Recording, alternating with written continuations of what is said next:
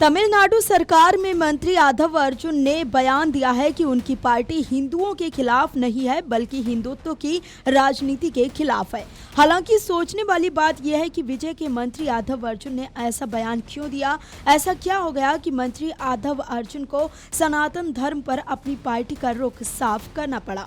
बता दें कि तमिलनाडु की राजनीति में एक बार फिर सनातन धर्म को लेकर बयानबाजी तेज हो गई है। तमिलगा वेत्री कजगम यानी कि टीवीके के महासचिव और तमिलनाडु सरकार में मंत्री आदव अर्जुन ने डीएमके नेता और विधानसभा में विपक्ष के नेता उदयनिधि स्टालिन के सनातन धर्म पर दिए बयान पर प्रतिक्रिया देते हुए ये बातें कही हैं।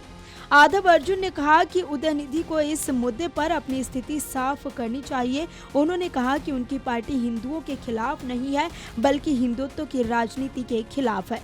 आदव अर्जुन ने पत्रकारों से बातचीत में कहा कि उदयनिधि स्टालिन को खुद शायद सनातन धर्म की पूरी समझ नहीं है। उन्होंने कहा कि तमिलनाडु की राजनीति हमेशा समानता और सामाजिक न्याय के सिद्धांतों पर आधारित रही है। उनके मुताबिक उत्तर भारत में सनातन धर्म को हिंदू धर्म के रूप में देखा जाता है, लेकिन तमिलनाडु के सामाजिक और राजनीतिक संदर्भ में इसे असमानता से जोड़कर देखा जाता है। उन्होंने कहा, हम हिंदुओं के खिलाफ नहीं हैं, हम हिंदुत्व के खिलाफ हैं। हिंदुत्व का मतलब एक धर्म को दूसरों पर थोपना नहीं होना चाहिए। तमिलनाडु में सभी धर्मों के लोगों को बराबरी से सम्मान दिया जाता है। मैं व्यक्तिगत रूप से भगवान में विश्वास नहीं करता, लेकिन मंत्री होने के नाते मुझे सभी धर्मों का सम्मान करना पड़ता है। आदव अर्जुन ने यह भी कहा कि उदयनिधि स्टालिन को यह स्पष्ट करना चाहिए कि वो वास्तव में सनातन धर्म के किस पहलू का विरोध कर रहे हैं। उन्होंने दोहराया कि उनकी लड़ाई किसी धर्म के खिलाफ नहीं बल्कि सामाजिक असमानता के खिलाफ है। दरअसल डीएमके विधायक और विधानसभा में विपक्ष के नेता उदयनिधि स्टालिन ने पिछले दिनों एक बार फिर सनातन धर्म को लेकर विवादित टिप्पणी की।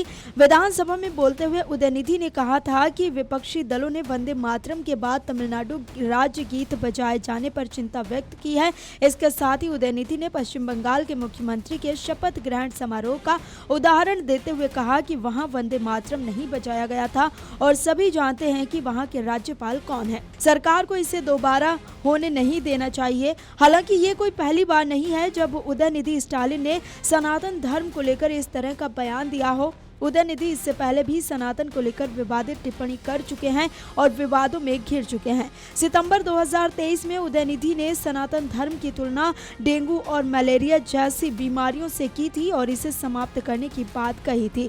उनके इन बयानों को लेकर देश भर में तीखी प्रतिक्रियाएं सामने आई थी और कई कानूनी मामले भी दर्ज किए गए थे। अब एक बार फिर विधानसभा में दिए गए बयान के बाद देश की राजनीति गर्मा गई है। उदयनिधि के इस बयान के बाद राजनीतिक हलकों में एक नई बहस छिड़ गई है। बता दें कि 2023 में तमिलनाडु के युवा और खेल मामलों के मंत्री रहते हुए उदयनिधि ने तमिलनाडु प्रोग्रेसिव राइटर्स के एक कार्यक्रम में कहा था कि सनातन धर्म सामाजिक न्याय और समानता के खिलाफ है। उन्होंने बेहद विवादित टिप्पणी करते हुए कहा था कि सनातन धर्म मच्छर, डेंगू, मलेरिया या कोरोना की तरह है जिसका केवल विरोध नहीं किया जाना चाहिए बल्कि इसे पूरी तरह खत्म कर देना चाहिए। उनके इस बयान पर पूरे देश भर में बवाल हुआ था।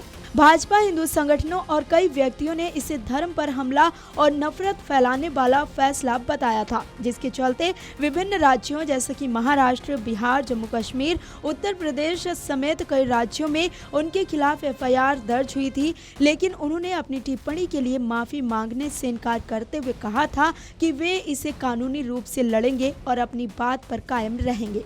उदयनिधि के 2023 वाले बयान को लेकर मामला सुप्रीम कोर्ट और मद्रास हाई कोर्ट तक पहुंचा था, जहां अदालतों ने उनके इस बयान को गंभीरता से लिया था। मार्च 2024 में सुप्रीम कोर्ट ने इस मामले में उदयनिधि स्टालिन को कड़ी फटकार लगाई थी। अदालत ने कहा था कि एक मंत्री होने के नाते उन्हें अपने शब्दों के परिणामों का अंदाजा होना चाहिए था।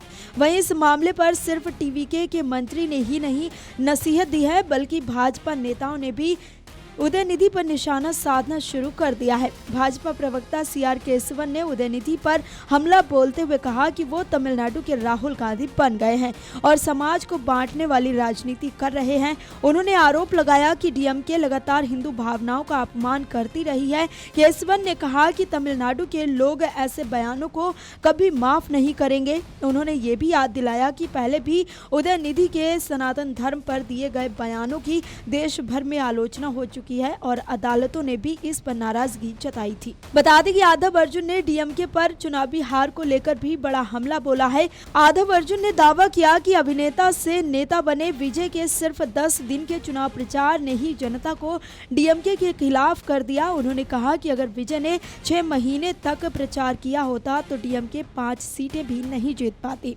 विल्लीवक्कम में आयोजित धन्यवाद सभा में बोलते हुए आदव अर्जुन ने कहा कि डीएमके नेतृत्व ने पार्टी कार्यकर्ताओं और सहयोगी दलों का सम्मान किया है। उन्होंने उदयनिधि स्टालिन और पूर्व मुख्यमंत्री एमके स्टालिन पर पार्टी और सरकार दोनों को कमजोर करने का आरोप लगाया है। उन्होंने कहा कि जहां कनिमोझी विचारधारा की राजनीति करती हैं, वहीं उदयनिधि का राजनीतिक तरीका अलग है। आदव अर्जुन ने यह भी आरोप लगाया है कि डीएमके के अंदर घोड़ा व्यापार जैसी राजनीति हुई और विजय को मुख्यमंत्री बनने से रोकने की कोशिश की गई है। विजय की तारीफ करते हुए आदव अर्जुन ने आगे कहा कि तमिलनाडु की जनता ने उन्हें उसी तरह स्वीकार किया है जैसे कभी सीएन अन्नादुरै, एमजी रामचंद्रन और जे जयललिता को किया था। उन्होंने दावा किया कि जनता ने उन नेताओं को सबक सिखाया जो लोगों के प्रति ईमानदार नहीं रहे। हालांकि भाजपा समेत कई दलों की तीखी प्रतिक्रिया के बाद उदयनिधि ने सफाई देते हुए अपने पुराने रुख को नए अंदाज में समझाने की कोशिश की। उदयनिधि स्टालिन ने कहा कि उनका मकसद किसी की धार्मिक आस्था पर हमला करना नहीं है। उन्होंने कहा कि वो उस जाति व्यवस्था को खत्म करने की बात कर रहे थे जो लोगों को ऊंची और नीची जातियों में बांटती है। उनके मुताबिक समाज में बराबरी होनी चाहिए और हर व्यक्ति को मंदिर से लेकर समाज तक समान अधिकार मिलने चाहिए। उन्होंने सोशल मीडिया प्लेटफॉर्म एक्स पर लिखा कि जब उन्होंने विधानसभा में जाति व्यवस्था खत्म करने की बात कही तो कुछ लोगों ने इसे गलत तरीके से पेश किया। उन्होंने कहा कि जाति व्यवस्था खत्म करने का मतलब ये नहीं है कि लोग मंदिर जाना छोड़ दें, बल्कि इसका मतलब ये है कि समाज में किसी के साथ भेदभाव ना हो। उन्होंने ये भी कहा कि उनकी राजनीति पेरियार, बाबा साहेब अम्बेडकर, अन्नादुरै और करुणानिधि की विचारधारा से प्रेरित है। उदयनिधि ने दावा किया कि द्रविड़ आंदोलन हमेशा सामाजिक बराबरी की बात करता रहा है। साथ ही उन्होंने ये भी कहा कि उनकी पार्टी किसी के भगवान में आस्था के खिलाफ नहीं है, लेकिन असमानता और उत्पीड़न का विरोध जरूर करती है। गौरतलब है कि 2026 के तमिलनाडु विधानसभा चुनाव में विजय की पार्टी टीवीके ने पहली बार चुनाव लड़ते हुए 234 में से 108 सीटें जीती। हालांकि पार्टी को पूर्ण बहुमत नहीं मिला, लेकिन कांग्रेस, सीपीआई, सीपीएम, वीसीके और आईयूएमएल जैसे दलों के समर्थन से सरकार बनाने में सफलता मिली है। वहीं राज्य की दोनों पारंपरिक द्रविड़ पार्टियां डीएमके और एआईएडीएमके सत्ता से बाहर हो गई हैं।